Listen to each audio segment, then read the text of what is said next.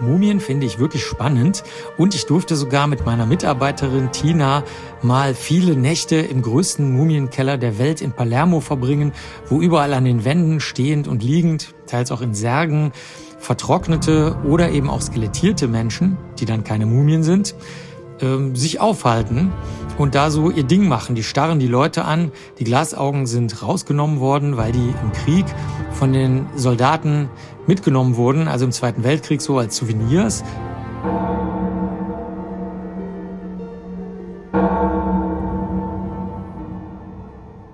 Manche der Mumien sind auch hinter Gittern jetzt mittlerweile, aber viele nicht. Und wir waren auch im Auftrage der Mönche da, vom Kapuzinerkloster in Palermo. Das heißt, wir haben die Insekten aus den Augenhöhlen und aus dem Mund und so rausgeholt. Wir haben die Kleidungsstücke untersucht.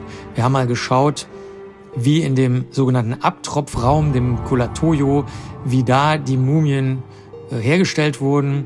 Teilweise wurden sie auch ausgestopft. Also da gab es welche, die hatten so so kartoffelsackartiges Gewebe unter ihren teilweise sehr, sehr schönen und schicken Kleidern und waren dann aber mit Stroh ausgestopft. Die waren also auch nicht mumifiziert. Es gab zwei sehr, sehr schöne Leichen, die waren sehr schön hergerichtet, die nach dem Verbot der Mumifizierung hergestellt wurden. Das waren so Edelleute, die Kohle hatten. Die konnten sich das also leisten, da ein bisschen Überzeugungsarbeit mit Geld zu machen. Die lagen noch langgestreckt in einem besonderen Raum. Ihre Hüte lagen auch noch da. Die waren aber aufgeschnitten und richtig schön präpariert worden eigentlich und auch wieder zugenäht. Da sah man sogar noch die Achselhaare und die Brusthaare und die Schamhaare. Das war ganz, ganz schick gemacht.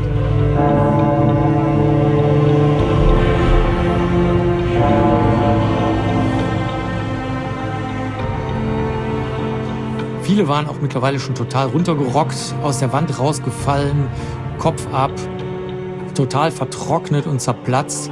Da war also wirklich alles dabei. Ein Brand war da auch schon durchgefegt durch diesen Mumienkeller.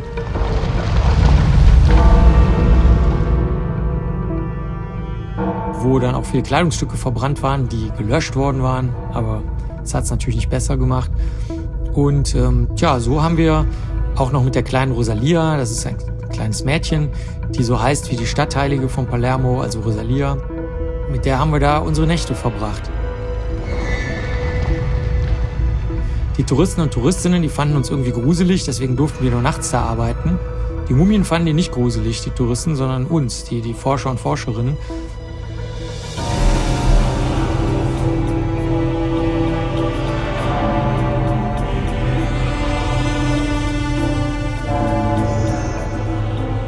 Und so haben dann ein Archäologe, meine Mitarbeiterin die Tina, ich, dann unsere ganze Ausrüstung, die wir hingeschickt hatten, Vergrößerungsgeräte, kleine Plastikaufbewahrungsgeräte, steriles Wasser, Pinzetten, alles Mögliche, das hatten wir da. Natürlich eine sehr gute Kamera, eine Leica, mit der ich das alles aufgenommen habe. Also das war ein echtes Abenteuer. Draußen war glühende Hitze, innen war es relativ kühl, weil das unter einem riesigen Kloster ist.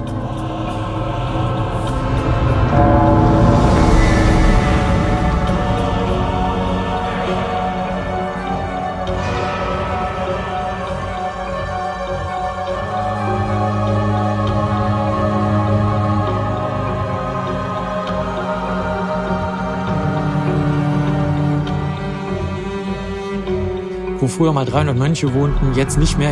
Als wir zuletzt da waren, waren nur noch 3 da, die da lebten. Die Kirche ist aber noch gut in Schuss, die zu dem Kloster gehört. Und darunter ist eben dieser Mumienkeller.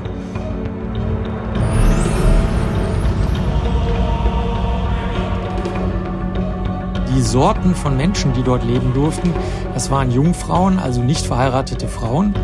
Weil da dachte man früher, das wäre schlecht, wenn die irgendwie jetzt in den Ruch kämen, dass sie nicht gottesfürchtig wären und deswegen nicht geheiratet hätten. Dann hatten die also nach ihrem Tod mit Jesus Christus verheiratet.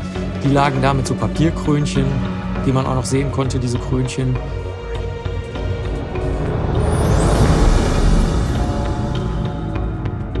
Die wurden übrigens auch in Sachsen bei einer Ausgrabung vor ein paar Jahren gefunden, solche Jungfrauenkrönchen mit den dazugehörigen Jungfrauenleichen. Dann waren es die Priester aus den Kirchen, dann die Mönche aus dem Kloster, dann Rechtsanwälte, und dann auch irgendwelche Leute, die es sich halt leisten konnten. Es ist also eine relativ schicke und noble Umgebung mal gewesen da unten, bevor das jetzt alles so langsam zerfällt, weil sich halt keiner richtig drum kümmert.